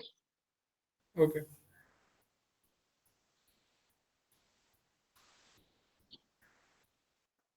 Yes. Next, we come to a comparison between closed loop and open loop control system. So, use of feedback makes the closed loop control system response relatively insensitive to external disturbances and internal variations in the system parameters. So, we actually will be studying this in a bit more detail in a next slide just after this. I'll explain what that means in details. In open loop system, stability is not a major problem, whereas stability may be a major problem in the closed loop system, as it may tend to overcorrect errors, which may lead to oscillations of constant or changing amplitude. Now, over here also, we'll be doing a bit this in a bit more details, if I'm not mistaken, just after this. This second point I have reservations with, in the sense that it does not, it is not correct and not 100% correct, so as to say. I'll explain what that means, I mean what I mean rather, in a moment. Apart from that, feedback affects such properties as bandwidth, overall gain, impedance level, nonlinearity and distortion effects, transient response, and such factors. So basically the last point over there, which actually lists a lot of those properties, are not going to be done right now. We will go to some of them at least as we go through our course. So nevertheless, feedback, you should know, affects such properties. That is the list that is given over there. So we'll come back to the first 2 points in details right now.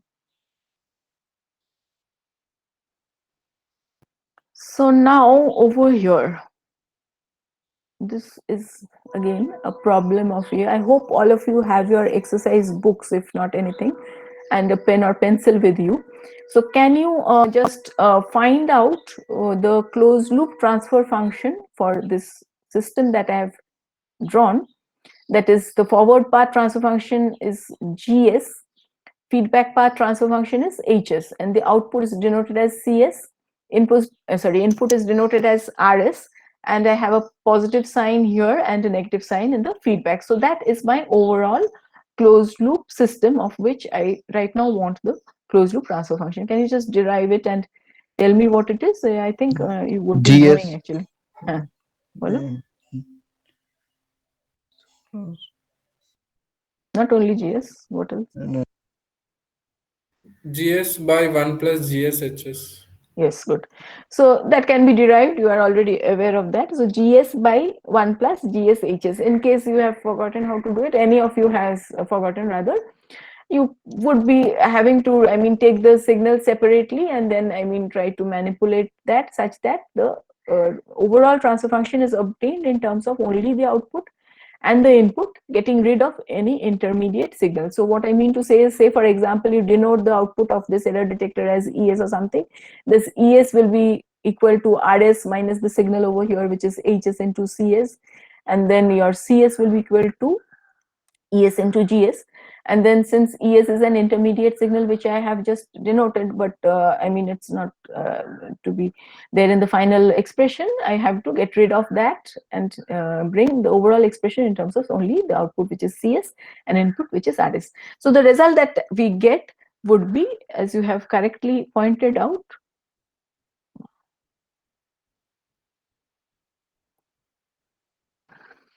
GS by 1 plus GSHS, which is denoted as MS, right? So now,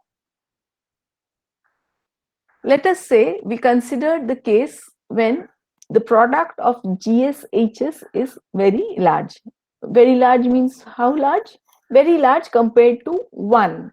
Okay, so if that is the case, how can I approximate my closed loop transfer function MS? What is it going to approximately be?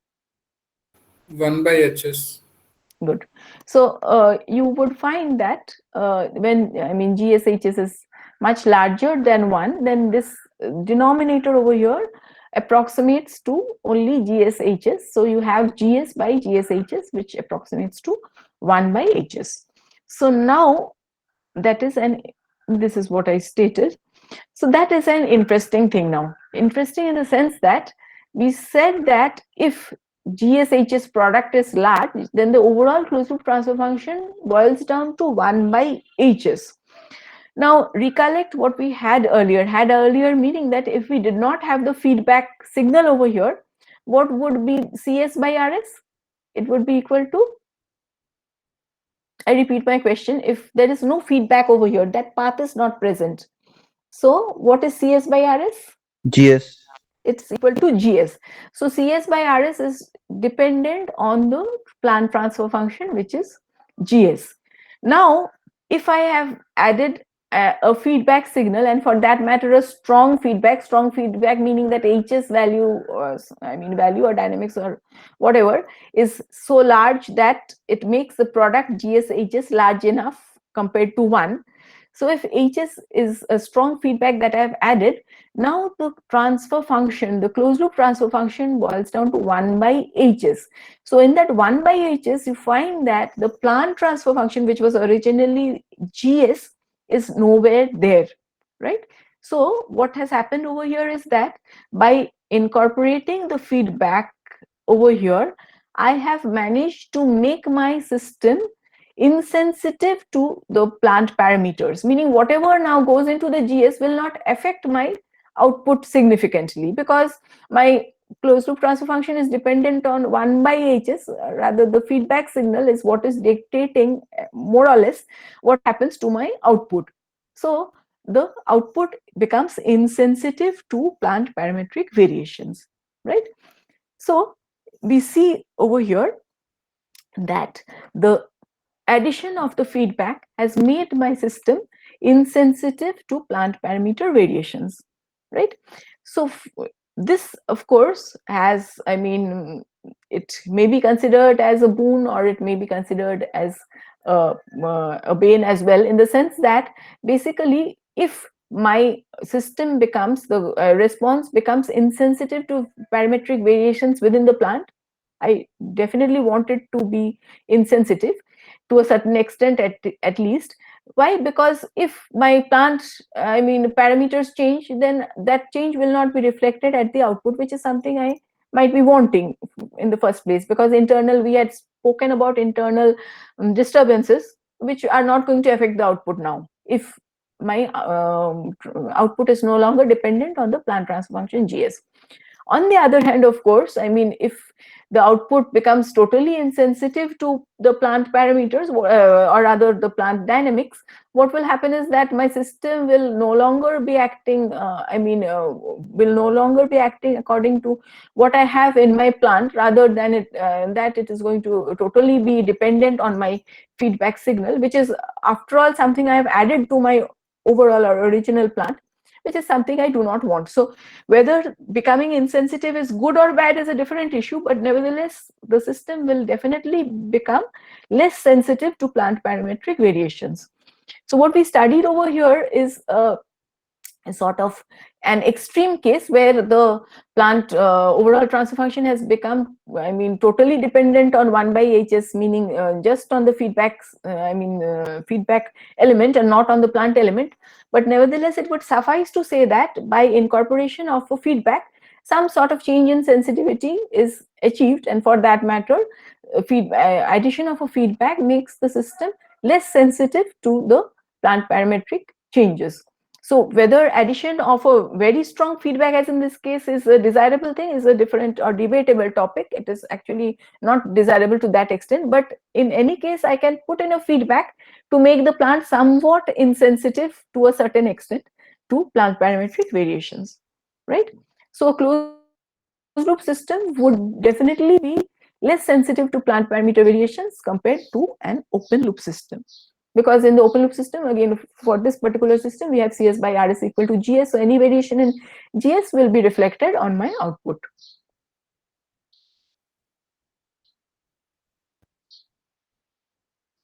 Okay, so this I've already just stated.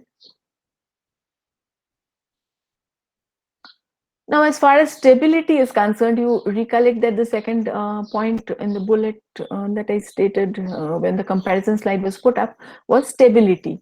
Stability can be determined by several methods, some of which, or rather one of which you are already familiar with, but the others you are going to become familiar with. By the way, has the part 2 classes started? Part 2 meaning linear control system part 2? Yes, ma'am. Okay. Okay. So what is being taken up over there? Root locus or anything? Just one day happened, so just Okay. started. Okay. Okay.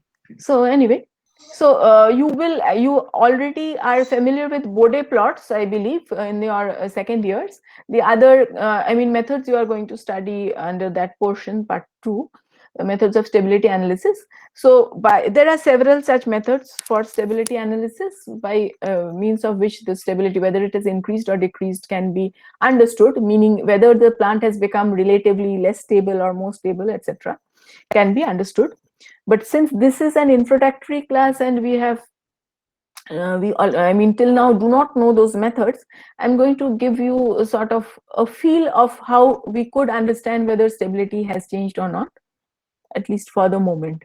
So for that, I'm going to resort to time responses with which you are familiar already. So let us say that we have a transfer function given by 10 by s plus 1 whole cube, as you see over here, and this is the open loop system. So the input applied over here is a unit step input. So over here the axes are not written. This axis over here, the horizontal axis is the time, right? Maybe in seconds, and the vertical axis over here is the input. So I mean, depending on what your physical quantity is, you will have appropriate units. Let us say if it is a voltage which is being applied, it's going to be in volts, etc., etc. So now this is the input with unity amplitude. Whatever be the units, a unit amplitude is applied over here as the input. So in that case, now the responses have been plotted. Now I have plotted my responses by using MATLAB, which can definitely be done, but you are familiar with how these can be analytically done in your signals and systems. You have already done that. If an input of, or rather a step input as you call it, is applied to a system, you would have to actually break it up into partial fractions, take the Laplace inverse, and then finally take the time expression in the time domain, and then you could actually plot it point by point on a graph paper, and this is what you would be arriving at. It's going to be, for a third order system, it's going to be a bit tedious, but nevertheless it can be done. So let us assume for the timing that what has been shown over here is correct. So for that, we find that in the open loop control system, if it is excited by a step input, you find that the response is what is shown over here, and it achieves a steady value after, say, some 10 seconds or something like that. On the other hand, now for the same system, for the same transfer function rather, we have applied a unity feedback over here. So you find the negative sign over there, unity. When I refer to a unit feedback, I essentially refer to a unity negative feedback, because those are what we usually deal with as far as stable systems are concerned. If I mention positive feedback, only then it is going to be taken as a positive value. Otherwise, by default, you assume that it's negative feedback. So now I have applied a negative unity feedback over here for the same system that you see on top. So the closed loop system is drawn again, and the same unit step input is applied over here. Again, this axis denoting the time axis, and that's the input with proper units. So now we find that this is the nature of the response. Again, I have plotted it by using MATLAB, but you can use the method that I just stated. Analytically, you can obtain the response and then plot it. You find that by using a feedback over here, or by adding a feedback over here, the response has become more oscillatory, or rather has become oscillatory in the first place. And not only oscillatory, you can find that the amplitude of oscillations is increasing, which means that the amplitude is going to become bigger and bigger and bigger, and that implies that the system has become unstable, right? So there are, I mean, better methods of understanding whether it's or understanding or analyzing the stability of systems, but nevertheless, if you see that the time response of a system is oscillatory, and for that matter the amplitude of oscillations are increasing, in that case the system is said to be an unstable system. On the other hand, if, I mean, you would be knowing that, of course, if the system response actually, I mean, is oscillatory but converges, then it would have been considered as a stable system. But in this case, we find that, I mean, where we were was that we are going to compare between open loop and closed loop. For this particular example, at least, we find that addition of the feedback has made the system more unstable, or less stable for that matter. On the other hand, we will also take another example, which is a counter example. So counter example means what? In this case, we are going to see that putting a feedback has made the system response more stable. So here, the system that we have considered is 1 by s whole into s plus 1, as you can see over there. And the response, again plotted over here by using MATLAB, shows that the response is going to keep on increasing. So amplitude of the response is, I mean, it's going to keep on increasing with time. This axis, of course, is time axis, the horizontal one. So that implies that the system that we have, I mean, put over here is an unstable system. On the other hand, for the same system, if we now put in the feedback path, and for that matter, unit negative feedback, in that case, for the same system, we find it's not, of course, now it's not the same system, but what I meant is that for the same transfer function in the forward path, the system in the closed loop gives a response, which is shown over here, and this is seen to become steady after a particular time. And that essentially implies that it is the response from a stable system. So what I mean to say is that in this particular example, it is seen that putting in a feedback has made the system more stable. So you would recollect that on the first slide, I had actually copied it from, not, I don't recollect which book, maybe Quo or something, some very standard book, in which it was mentioned. I'll just go back to that slide and point out the problem. The second bullet over there, can you see the slide number 43, I hope. So the second point over there says that in open loop system, stability is not a major problem, whereas stability may be a major problem in the closed loop system, which is basically not something I agree with, though it is put over there. We have just seen that putting in a feedback may make a system more stable, or for that matter, it may make it less stable. It depends on what the dynamics was prior to putting in the feedback, and after the feedback is applied, what has happened to the system. So in any case, what we can say is that incorporation of a feedback, or rather when an open loop system is made into a closed loop system by putting in a feedback, the stability of the system definitely changes. That much we can say. Whether it changes for the better or worse has to be taken up on a case-by-case basis by using the methods of analysis that you are going to learn later in this course, not in my part, but the other one. Or, I mean, just by inspecting the time response as well, we were able to actually see that the system had become either less stable or more stable, depending on the original dynamics, but definitely observed on the stability of the system, right? So that was about the comparison between the open loop and the closed loop control system. As I stated, there are several other properties on which feedback, and for that matter becoming a closed loop system from an open loop system, has effects on, but we are not going to study it right now. We will actually go into some of them at least as we go by. For that matter, in fact,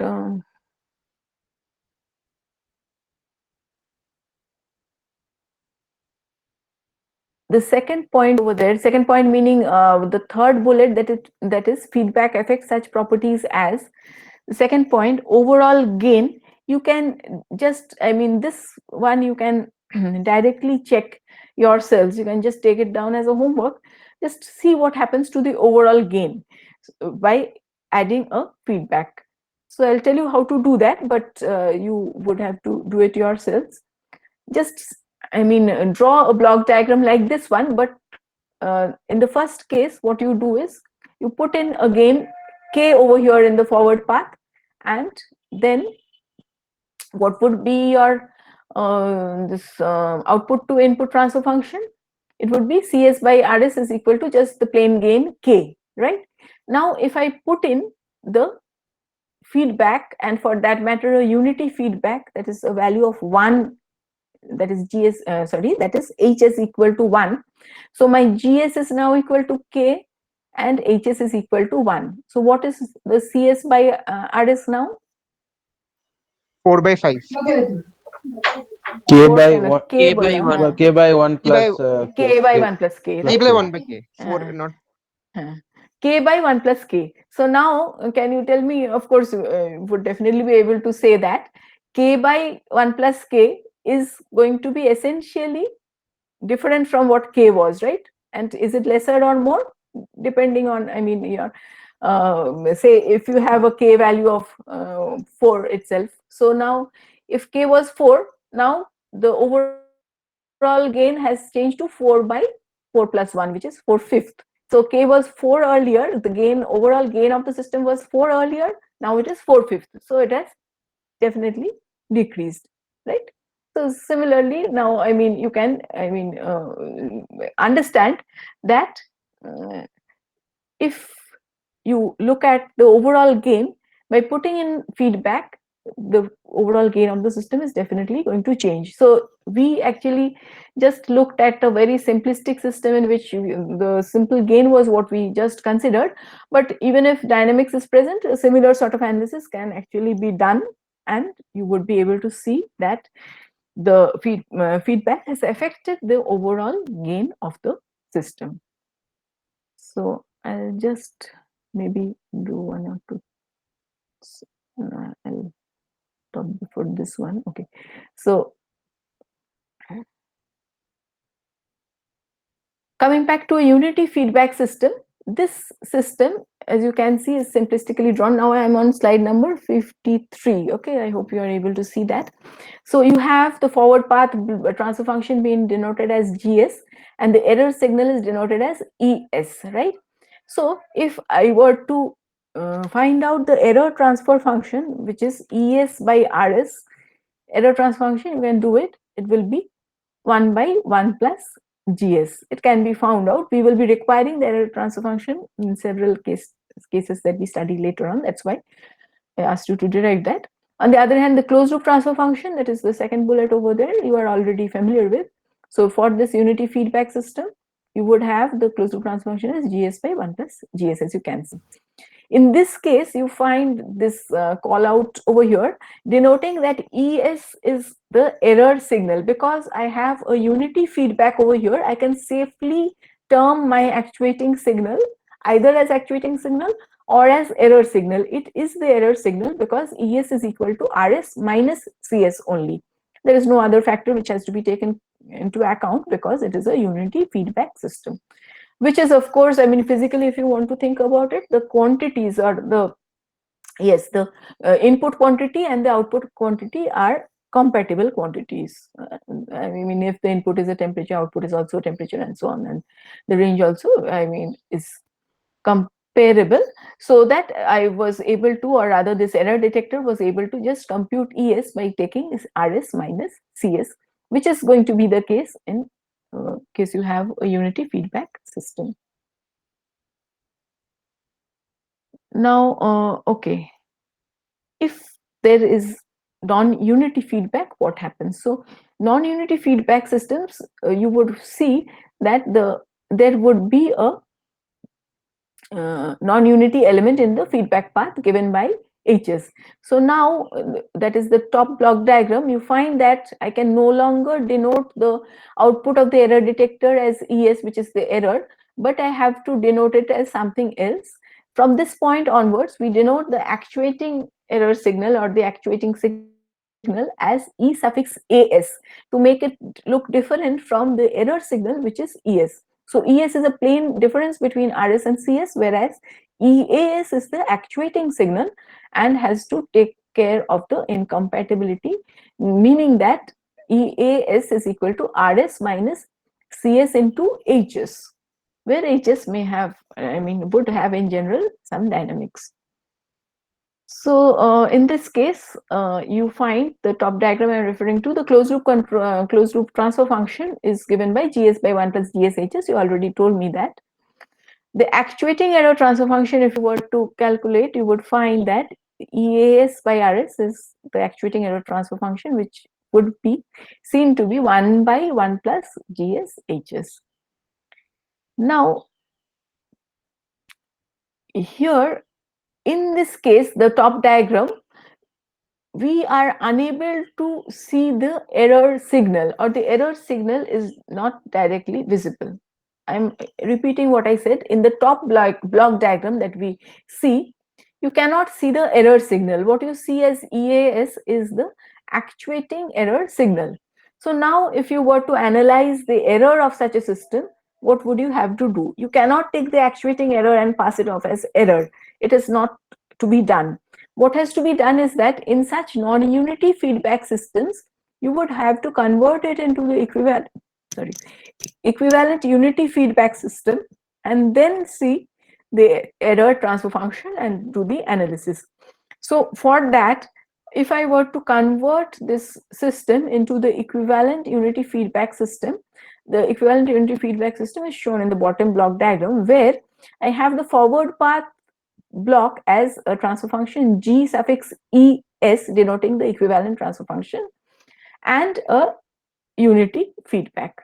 So now can you just derive and tell me what the GES is going to be? So what I want you to do is see what GES is going to be if there is to be an equivalence between the two block diagrams that are on this page. That is, the one with the unity feedback is converted into, the one with the non-unity feedback is converted into the unity feedback equivalent system. What is GES going to be? Can you just do it and tell me? There is about another slide only right now, and then we'll stop for today. Can you tell me what GES is?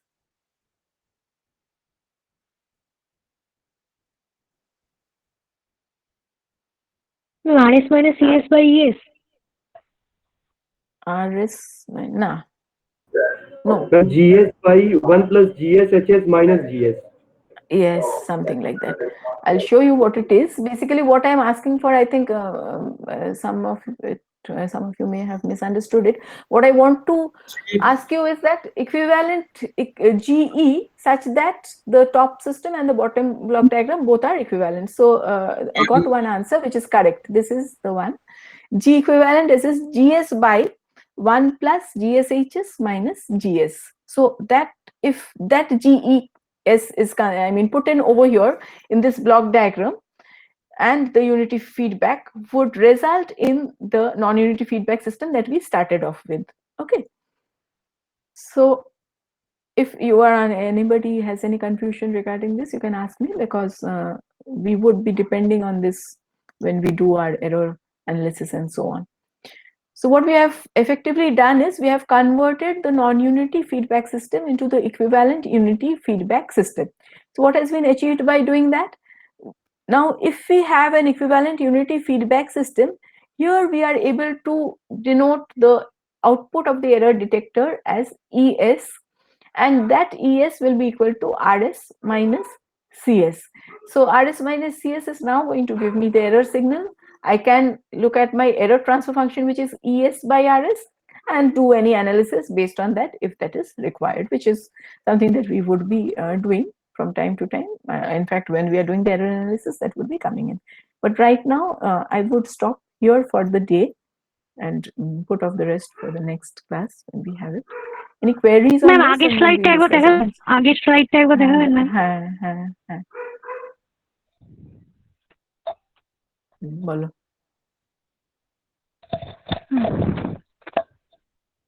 Ma'am, one question. Yes. Ma'am, you said that shown that there is two different transfer function for this. The stability is changed according to transfer function of open loop and closed loop feedback system. Yes, yes. So I can say that the stability is dependent on the transfer function, not the it is your closed loop or open loop closed loop system. Stability is definitely dependent on the transfer function, and only because when I put in the feedback, basically the system transfer function itself, overall transfer function is changing. So yes, what you're saying is also effectively correct. What we want to emphasize over here is that if I open the feedback, it's going to become, the stability is going to change from if I close the feedback. That is what we are sort of focusing on right now. That is why that statement has been made. Of course, it is dependent on the transfer function and the dynamics. Ma'am, here in the graph, one is linear and other comes to saturate, then the stability does not depend on the desired output. Say, first of all, one correction over there, that is, you do not call the response which is on the top as linear. It's ultimately following a straight line, that much I agree, but you don't call it linear in the sense that because it starts off in a different fashion and then actually follows a ramp, as you can see, right? So that ramp is essentially because of the, if you recollect whatever you had studied in your signals and systems, there is, you can see in the transfer function, there is a 1 by s over there. Isn't it? In the transfer function, you find 1 by s whole into s plus 1, because 1 by s square plus s means what? 1 by s whole into s plus 1. So that 1 by s is present over there. 1 by s essentially gives rise to a ramp-like response. Wherever you find that 1 by s multiplied by the overall thing, that would be resulting, whatever. So now, coming back to what you asked, basically, over here you find that the output would keep on increasing and increasing as time increases. So do we want to say, for example, you are looking at a mass where you have applied a force. Now the position is what you are of, what is of interest to you. So that is your variable of interest. So the position is going on increasing and increasing, and it would never end. So end meaning never stop. So that would definitely be what we call an unstable system, because you are applying say a limited force over here in the form of a step input, but your output is keeping on increasing, output variable is keeping on increasing. So that is considered as an unstable response. On the other hand, if I were to use the same system and say obtain a response like this, what I would be having is that initially, say, the position is changing, and then it sort of a mild oscillation occurs before it settles down to a steady value. So here that would ensure that the system response does not keep on increasing with time. So that is a property of stable response, meaning that you cannot have a response, or rather, if you have a response which is keeping on changing with, or rather increasing with time, that is considered as an unstable response. On the other hand, if the response reaches a steady value and stays over there, that is considered a stable response. Is your question answered, or you want some other clarification? Okay, so if I go back to the previous slide also, you find that this one, the first one, which is representative of a stable response, stabilize, or rather steadies at a steady state value. On the other hand, the other response, the one in the bottom, actually the amplitude keeps on increasing, and increasing over here would mean that if I say, for example, take up to 1,000 seconds, the amplitude is going to keep become infinite. So basically it is an oscillatory response, which is in the amplitude of which is increasing, which means that the system has become unstable, or the system that you see over here as the closed loop system, the one on the left side, is an unstable system, which gives an unstable response. So what is the, if you look at the time response of a stable system and unstable system, how would you make a difference? If the if the amplitude keeps on increasing with time, it's definitely an unstable response. If the amplitude does not increase with time, it is a stable response. There is something in between, which is a marginally stable system where the amplitude remains the same, which would have occurred. You have already studied that second order systems. If you have a, a critically damped second order system, you would be sorry, not critically damped. If you have an undamped second order system, you would be having the amplitude keeping on, oscillating about two values, neither increasing nor decreasing, right? So we'll come to all those again in details as and when we go over there. But nevertheless, if the amplitude of the response increases with time, it is an unstable response. If the amplitude does not increase with time, it is a stable response. Somewhere in between is the marginally stable system where the amplitude remains constant but oscillatory. Any other thing that you want to ask right now? No. Okay. So with that, in the next class, we would be going to, we would be starting with classification of control systems and maybe proceed quite a bit. Okay, are people from both the sections present in this class? Section A, who is present? Anybody from section A who is present? Yes, ma'am. Yes, ma'am. And section B? Yes. Okay. Okay, so I usually prefer Mondays, Wednesdays, and Fridays in the morning, this slot, that is 11 to 1, right? So if you block the slot on next Friday, 11 to 1 for me, is that okay with both the sections? Yes, ma'am. Yes, ma'am. Yes. Okay, Yes, so ma'am. I will take the next class on next Friday, 11 to 1, and do not give the slot to anybody else. So if you do not send me any mail, or I do not send you any mail in the between, please assume that the class is still on Friday, 11 to 1, right? I'll send you the link just before the, maybe on Thursday or something, as I did this time, right? Okay, I'll just find that out if it can, if I am able to use it. Otherwise, I'll send you a different link. That would be the worst possibility. Okay.